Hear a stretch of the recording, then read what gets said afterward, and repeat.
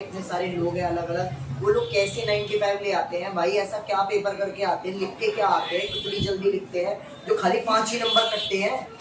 हम तो कोई भी क्वेश्चन करें 2-3 तो कटवा के आते ही आते हैं। ऐसा ये लोग क्या लिख कर आते हैं? शीटें बहुत देखी है, 100 में से 100 वाले की शीट देखी है, उसका इंटरव्यू देखा, बट ये नहीं पता चल पाता है आखिर बेसिकली करना क्या है और पूरे साल क्या करें जिससे कि ये दिक्कत ना आए। इससे पहले आसिफ आए, आसिफ के आप देख सकते हैं, आसिफ खान के मार्क्स हैं 95 मार्क्स है अकाउंटेंसी में।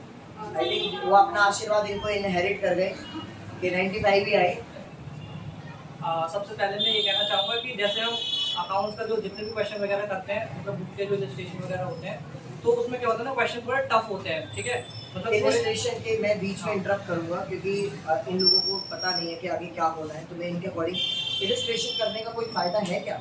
मैं ये कहूँगा कि मतलब मैं ये प्रेफर करूँगा कि इलस्ट्रेशन ही करना, एक्सरसाइज तो बिल्कुल मत करना। पहले सारी इलस्ट्रेशन करना। रीज़न ये है ना कि जैसे तुम लोग मतलब इलस्ट्रेशन कर रहे हो सारे, तो जब तुम्हारा फाइनल आंसर आएगा तो तुम कहीं ना कहीं गलती करोगे 100%। तो तुम इलस्ट्रेशन को देख के पता कर सकते हो कि वेयर आई एम लैकिंग, मतलब कहाँ पे मैं गलती कर रहा हूँ। वहीं पे अगर तुम एक्सरसाइज से कोई क्वेश्चन करोगे ना तो तुम्हें पता ही नहीं चलेगा गलती कहाँ हुई है आखिर।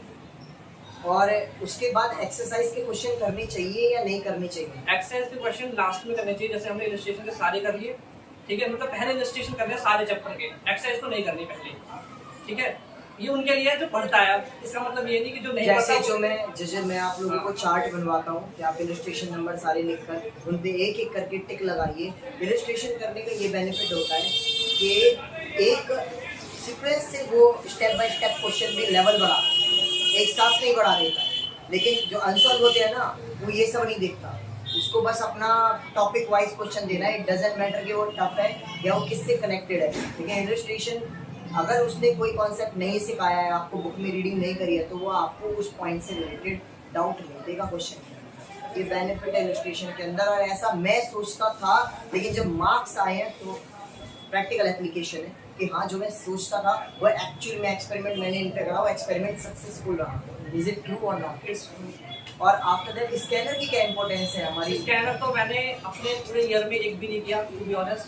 मैंने ना स्कैनर किया, ना मैंने एक्सरसाइज करी, मैंने सिर्फ इलस्ट्रेशन पे फोकस किया। और उसके बाद मैंने एटलीस्ट कितनी बार इलस्ट्रेशन कर ली एक बार करने के बाद? अगर एग्रीगेट देखा जाए तो 1.5 टाइम्स, मतलब सब नहीं करा ना मैंने, मतलब एक बार तो सारा कर लिया, किया। और एक बार में वो सिलेक्टेड क्वेश्चन करे जिन पे बिफोर द एग्जाम में लगवाता हूँ। हाँ। जो हमको नहीं आता वही पेपर में आता है, मेरी हमेशा यही लाइन होती है, क्योंकि जो हमको आता है वही पेपर में आ जाए मतलब हमारी किस्मत बुलंद है, फिर तो आप टॉपर है ही।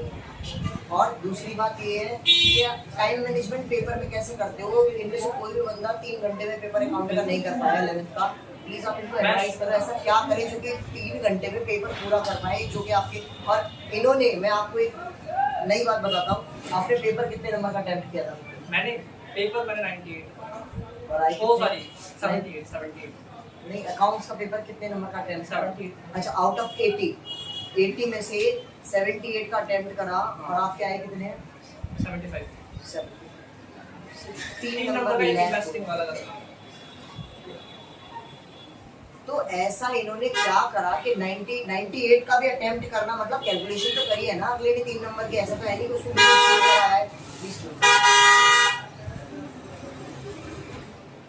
तो ऐसा कैसे करा कि 3 घंटे के अंदर पेपर हो गया? किस चीज ने तुम्हारी हेल्प करी इस चीज तक पहुंचने में कि 3 घंटे में तुम्हारा पेपर हो गया? और 3 घंटे में हो गया, उससे पहले हो गया?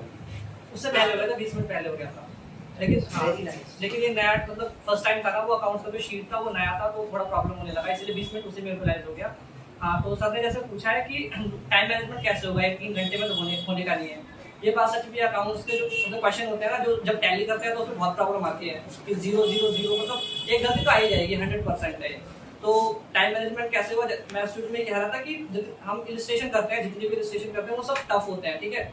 तो जो सीबीएसई का जो एग्जामिनर होता है उससे भी पता होता है कि हम 3 घंटे की लिमिटेड टाइम दे रहे हैं, तो इनको हम ऐसे सवाल देंगे कि 3491, 3491 सिंपल डिजिट देने की कोशिश करते हैं। 30 लाख, 20 लाख, 10,000, 15,000, 5,000, 3 लाख, 5,975 नहीं, सिंपल देगा, डेसिमल में आंसर ना आए। हाँ, अगर आप मल्टीप्लाई करें। और एक मैं, ये मेरा पर्सनल ऑब्जर्वेशन रहा है, और बाकी मैं इनसे भी पूछना चाहूँगा, क्योंकि ये देखो, मैं तो सिर्फ तलवार चलाना सिखाता हूँ, जंग लड़ने तो ये लोग जानते हैं। इनको पता है कि वहाँ पे फील्ड में क्या हम लोग फेस करते हैं, क्या एक्सपीरियंस करते हैं, क्या नई नई चीज़ें आती हैं। और एक बात मैं हमेशा कहता था, किताब से पेपर नहीं आता, आता है पेपर नहीं किताब से। सैंपल पेपर से जितने सैंपल पेपर आप किताब कितनी भी कर लो, किताब से क्वेश्चन पेपर आने में कितनी बार इनकी कोई डाउट अवॉइड करेंगे यही कहते कि किताब से पेपर नहीं आना, आप पूरा फोकस करना सैंपल पेपर पे। और सैंपल पेपर का कोई ऐसा डाउट नहीं होगा जो मैंने बताया प्रॉपर, क्योंकि मुझे पता है वैरायटी ऑफ जिस दिन आप अनजाना क्वेश्चन अचानक सॉल्व करके सही आंसर निकाल दो, समझ जाओ आप एडवांस। अगर आप जाना पहचाना क्वेश्चन पहली या दूसरी या तीसरी बार में कर रहे हो तब आपका आंसर आ रहा है, तो आप कोई नया काम नहीं कर रहे। अननोन क्वेश्चन आप पढ़ते हो वनस्थली में, ला रहे हो, रेहान का बच्चा आपके सामने एक क्वेश्चन ले आया, उसने बोला भाई ये सॉल्व कर दे, और आपने सॉल्व करके आंसर भी निकाल दिया, दैट मीन्स आपके कॉन्सेप्ट क्लियर। और अगर आप नहीं कर पाए और अब ये आप ये सोच रहे हो कि किताब के क्वेश्चन मैंने करा दिए, इलस्ट्रेशन के मैंने करा दिए, मैंने सैंपल पेपर के क्वेश्चन करा दिए और मुझे आ गया है, गलत। अननोन क्वेश्चन जितना कर सकते हो उतना करना, जितना आपके साथ अचानक सडन अफेक्ट को आप झेल पाओगे, this is really important for you. और नहीं हो, you can give your answer verify हुआ है, LHS is equal to RHS हुआ या नहीं हुआ, ये उसका प्रूफ है, आज ही प्रूफ हुआ है। मैं नहीं बोलूँगा, भाई बताएगा कि ऐसा हुआ भी या नहीं हुआ, या कुछ अगर कुछ गलत भी हुआ है, मैंने ये चीज़ बोली पर सर आपने बोली थी बट मैंने ऐसा फील नहीं करा, तो ये फीडबैक आप मुझे भी दो ताकि मैं आगे उस चीज़ को रेक्टिफाई नहीं सर, ऐसी बात तो ऐसा तो कोई बात नहीं है, मतलब आपने हर पॉइंट बताया जहाँ मेरी ऐसी कौन सी बातें हैं जो आपकी एग्जाम देते हुए, प्रैक्टिस करते हुए या टेस्ट करते हुए काम आएगी। हाँ, उस बात को दिमाग में रखते हुए मेरे को ये दिक्कत नहीं है, मैं 95 ले, क्योंकि मैं वही बातें इन लोगों को बार बार रिपीट करूंगा पूरे साल में, ताकि इन लोगों को भी वो चीज़ें हेल्प कर सकें। क्या कौन सी ऐसे पॉइंट है जो मैंने आपको बताया या आपके भी दिमाग के एक्सपीरियंस है, आप प्लीज जरूर बताइए। ऐसे तो मतलब कोई खास पॉइंट नहीं थी, बस सर जितना पढ़ाते थे मैं उसको ही पढ़ता था, मतलब आप जितना पढ़ाते थे मैं मतलब उतना ही पढ़ता था, और जितने भी मतलब आप कहते थे कि बाकी घर से करके आना, तो बस मैं अपने घर से करता था, और ऐसा तो मेरा कोई डाउट रहता नहीं था। तो ऐसे मैंने क्लास मिस करने की क्या इंपॉर्टेंस है? अच्छा, मुझे क्या दिक्कत है, क्या दिक्कत है, क्या लूप होल्स है, ये तो क्या ड्रॉप है? ये तो टू बी ऑनेस्ट मैं नहीं बता पाऊंगा, क्योंकि मैं अगर मैं क्लास मिस करता हूँ तो मुझे कोई प्रॉब्लम होती नहीं थी, तो अगर ये बता देते क्योंकि सेल्फ स्टडी करते हैं ये, इनके पास कहते हैं ना कुछ अपने पास भी डेडिकेशन होते हैं, कुछ अपने भी एफर्ट पर्सनल होते हैं। देखो हमेशा मैं एक बात कहता हूँ, टीचर कभी नंबर नहीं देता, टीचर बस एक रास्ता दिखाता है। आप उस रास्ते पे कितने स्पीड से दौड़ रहे हो, कितना लेजी दौड़ रहे हो, दौड़ भी रहे हो नहीं दौड़ रहे हो, हम बेशक कर रहे हो कि शायद इन्होंने सही बताया नहीं बताया, ये आपके ऊपर। इनको अपने ऊपर भरोसा था, इसीलिए उस चीज़ों को इन्होंने फॉलो करा, जिसकी वजह से आज इनकी 95 और 98 का पेपर करने वाला बंदा सिर्फ 2 नंबर की चीज़ उसको नहीं आती थी और 3 नंबर आपको पता था कि गलत जा रही है। सर मतलब मैं बताऊँ, मतलब मैंने कहा मिस्टेक वगैरह करी थी, मिस्टेक तो पत्ते खुल चुके हैं, रिजल्ट आ चुका है। हाँ, तो मिस्टेक कहाँ था करी थी बताओ, शुरू में मेरे को बिल्कुल यही तो बताने के लिए बुलाया है। तो मतलब पहली प्रॉब्लम तुम लोग ये फेस करोगे कि जैसे तुम पार्टनरशिप वगैरह कर रहे हो ना, तो इलस्ट्रेशन में फोकस करना, उसमें जितनी भी इलस्ट्रेशन होगी ना तो तुम्हें थोड़ी टफ लगेगी, ठीक है।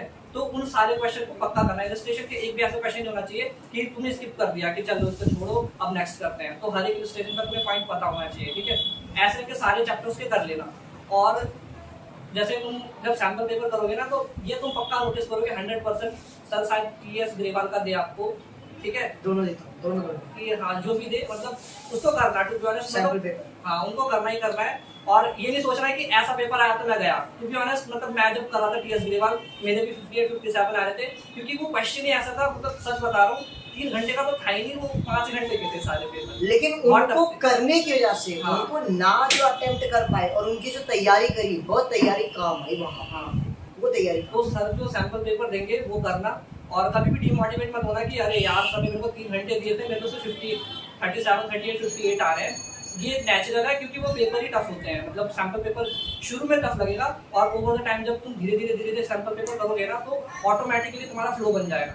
सेकंड जो, और मैं मतलब एक मिस्टेक बताना चाहूँगा, जब मैं मिड टर्म में था, मिड टर्म जब मेरा पेपर था, तो मैं क्या करता था, सर ने मेरे को हमेशा बताया कि टैली जो होती है ना, हमेशा जैसे मैं लिख रहा हूँ 2000 ठीक है, और सिमिलरली अगर मैं 20,000 लिख रहा हूँ तो मैं पता क्या करता था ट्रायल बैलेंस में, हाँ जैसे मेरा अकाउंट है, अकाउंट पीछे अमाउंट वाला कॉलम,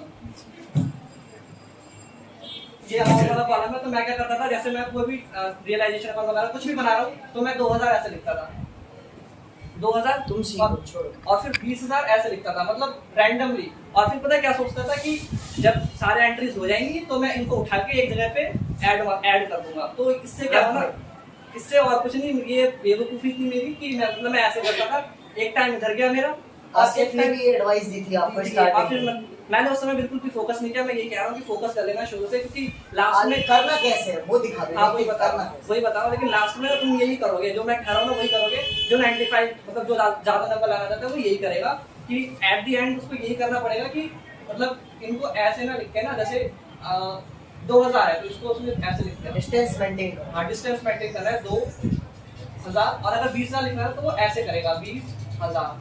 तो इससे पता है क्या होगा, सबसे इजी होगा। अब यहाँ पे कुछ बच्चे होंगे कि अरे यार इसमें पहले ही दिमाग लगाना पड़ रहा है कि नेक्स्ट अमाउंट 20,000 है, तो इसको कितनी एडजस्ट करो। I think comma is very helpful in this type of things कि हाँ कि 3 के बाद कॉमा लगे, दैट मींस यहाँ पे 3 नहीं, मैं तो टू बी ऑनेस्ट कॉमा से मतलब बहुत डर लगता है। बट मैं बोलता था कि कॉमा यूज करने से आपको अभी देखिए ये हर बच्चे का अपना एक्सपीरियंस है।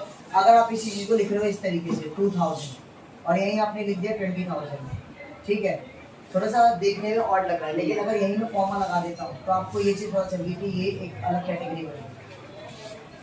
ये सिंपल आपको फील करेगा। कॉमा से आपको आपका 3 जीरो नहीं करने पड़ेगे, वो 22 आप इधर बस 22 और 20 को आप क्योंकि बोर्ड्स के एग्जाम में वो जीरो ही रहते, लास्ट के 3 आते नहीं है डिजिट्स में ना, ज्यादा डिजिट्स यूज करते नहीं है वैल्यू। और कोई पॉइंट्स है वो अच्छा इधर हाँ तो it's okay. The recording is not so important. आप लोगों को नॉलेज मिलना is important. The main focus of this meeting is that कि आप लोगों को जो लूप होल्स हैं वो आप लोगों को समझ में आ जाने चाहिए कि हमें क्या नहीं करना है और क्या करना है। क्योंकि अभी आपको सीखना है, अगले साल आप सिखा रहे हो। हाँ तो हाँ मतलब बिल्कुल डेफिनेटली मैं चाहूंगा कि ये सारे के सारे बच्चे यहाँ खड़े हो, जगह ना बच्चे खड़े हो। हाँ, मैंने मिड टर्म में 59 का अटेम्प्ट किया, 57 आई। क्यों? क्योंकि इसी प्रॉब्लम की वजह से मेरी ऐसी एडिंग प्रॉब्लम मतलब बहुत ज्यादा हो गई थी, तो सारे क्वेश्चन छूट गए। तो पहला तुम इसको फोकस कर लेना, मतलब आज से इसको ऐसे बनाना शुरू कर देना। सेकंड गलती मेरी ये रहा करती थी कि एडमिशन वाला तुम्हारा सबसे लंबा एक्सरसाइज होगा, जो आप इसके बाद आने वाला है चैप्टर एडमिशन पार्ट। हाँ तो उसमें बहुत ज्यादा इलस्ट्रेशन है और सबसे ज्यादा मतलब वो सेंटर है। फोर्थ चैप्टर का, फिफ्थ चैप्टर का और 6 और 7 सेंटर है एकदम। मतलब अगर वो आएगा तो तुम्हें सब आ जाएगा एकदम, मतलब उन्हें तो। और वो तभी आ सकता है जब आपको प्रॉफिट शेयरिंग रेशियो आता है, क्योंकि उसमें वैरायटी ऑफ कॉन्सेप्ट आपको सिखा दिए जाते हैं। वर्कमैन कंपनसेशन, इन्वेस्टमेंट फ्लक्चुएशन हो, रीवैल्यूएशन हो, गेनिंग हो, सैक्रिफाइसिंग हो, new ratio, old ratio, partners capital account. Partner capital तो फंडामेंटल में सिखा देते हैं, बट यहाँ पर ये है कि आप पहली बार एक ऐसा क्वेश्चन करते हैं जिसमें आप रीवैल्यूएशन, पार्टनर कैपिटल और बैलेंस शीट बनाते हैं। This is the first experience जो आप लोग फेस करते हैं। इसके बाद तो लाइन लग जाएगी आप लोगों के साथ। हाँ तो मैं क्या कहता है, फिफ्थ चैप्टर जैसे तुम खत्म कर लोगे ना, तो इसमें मैं पक्का बता रहा हूँ मतलब 80% बच्चे यही करेंगे। इसमें बहुत ज्यादा इलस्ट्रेशन है, लगभग मतलब 58 57 से ज्यादा 70 तक पहुंच जाता है। तो जैसे फ्लो में जाओगे ना 1 2 3 4 5 6 25 26 30 तक कर लोगे। जब मोमेंट तुम 31 32 पे आओगे ना, तो वहाँ पे धीरे धीरे क्या होगी, एंट्रीज बढ़ेंगी और अलग अलग तरह के क्वेश्चन आएंगे कि और एक टॉपिक आएगा एडजस्टमेंट ऑफ एडजस्टमेंट कैपिटल। वगैरह। हाँ तो मैंने मतलब बहुत बच्चों को देखा क्या करते हैं, ये करा और फिर जाके गलत आ गया आंसर, अरे यार ये क्या हो गया। फिर वो क्या करते हैं, नेक्स्ट इलस्ट्रेशन में जाते हैं कि अब अच्छे से करूंगा। उसमें जो उन्होंने गलती करी उसको उन्होंने दोबारा ट्राई नहीं किया, दोबारा ट्राई नहीं किया, तो इससे उसको मतलब उसको स्किप कर दिया। फिर नेक्स्ट इलस्ट्रेशन पे गया, उसने उसको किया सिमिलरली, फिर वहाँ पे भी प्रॉब्लम आई। मतलब दोबारा करने का मन नहीं करता ऑब्वियसली। जब तुम कोई सवाल करते हो गलत हो जाता तो क्या मन करता है कि अब नेक्स्ट सवाल करता हूँ, उस पर नहीं करूँगा, लेकिन पिछला नहीं करूँगा मैं। तो वही होता है सबके साथ। तो रिवाइज मतलब उसको दोबारा रिवाइज करना, जो भी गलती हो रही है तुमसे वो रिवाइज। कौन सा ऐसा चैप्टर है जो इनको बड़ा केयरफुली सीखना चाहिए, पहले से डर के चले कि ये तो पढ़ने के बाद भी तुम्हें नहीं आएगा? नाम बताओ उसका। अगर जो मतलब थोड़ा टैलेंटेड है तो उसके लिए तो कुछ भी नहीं है। हम ये मान के चलते हैं सब मॉडरेट है। एक है इशू ऑफ शेयर वाला, शेयर कैपिटल प्रोराटा का होगा। लॉजिकली है, बहुत लॉजिकली है। ये समझना कि तुम्हारी खुद की बिजनेस है तो तुम्हें खुद पता चल जाएगा कि मतलब किससे कितना रुपए आया है, ठीक है। उसमें थोड़ा एक प्रोराटा अलॉटमेंट होगा, जिसका बिजनेस होगा वो तो खुद ही समझ आएगा। मतलब छोटी मोटी कैलकुलेशंस है बस। नहीं सबके पापा जॉब नहीं मतलब बिजनेस जैसे दुकान वाला है ना, दुकान में मतलब मेरा मतलब बिजनेस माइंडेड हो जाएंगे। बैठिए तो कभी नहीं। अभी कॉमर्स से तुम्हारा दिमाग हो जाना चाहिए। इवेंटर प्रोराटा बस नाम से डराता है, हाँ, बस सब लॉजिकल है उसमें। जो जो चार्ट बनता है वो बड़ा हेल्पफुल करता है। बाद में तो खैर आप किसी भी फॉर्मेट को अंडरस्टैंड कर सकते हो, बट जो कोशिश मैंने करी है, जो एक फ्लो चार्ट बनाया है, this is very understandable. Easy है, उससे समझ में आ जाएगा। जो सर बताएंगे ना, फ्लो चार्ट बताएंगे, शुरू में वही मतलब बेसिक बनाएगा और अपनी आदत पर बनाना उसी को हमेशा फॉलो करने की। पेपर में अगर वो करने बैठे अच्छा, मेरे को हाँ एक मेरे मन में डाउट रहा है, वो मुझे क्लियर करना है आपसे कि ये जो चार्ट मैं बनवाता हूँ, क्या आप पेपर पे बनाकर आए थे? बिल्कुल नहीं। बिल्कुल नहीं। हाँ, वही मुझे पूछना था। फिर What वो किस time तरीके जाएगा? से, किस तरीके से वो है जो मैंने बाद में उसका शॉर्टकट बताया था उसको यही बताने वाला था मैं, वही। वही सेम बताने वाला था कि जैसे तुम सर बता देंगे तुम्हें चार्ट वाला कि ऐसे चार्ट बनाएंगे और उसमें अंडरस्टैंड करने के लिए वही हाँ। स्टार्टिंग में हेल्प। हाँ, लेकिन ये शुरू में तुम्हें बस ऐसी टाइप ऑफ रट्टा ही होगा, ये तुम्हें समझ में नहीं आएगा क्या हुआ है यहाँ पे। तो जब तुम उसको धीरे धीरे क्वेश्चन बनाने लगो ना, तो तुम उसके पीछे का लॉजिक समझना कि ये चार्ट बना क्यों, ठीक है, चार्ट क्यों बना, तो धीरे धीरे तुम्हें पता चलेगा अच्छा ऐसे ऐसे ऐसे ये है, ठीक है, सर बता देंगे वो तुम समझ जाओगे अपने आप। तो उससे क्या होगा ना, पेपर में तुम्हें वो चार्ट बनाने की जरूरत बिल्कुल नहीं पड़ेगी, वो तुम अपने माइंड में ही कर लोगे कि हाँ ये यहाँ पे ये आना चाहिए, यहाँ पे ये आना चाहिए। उसका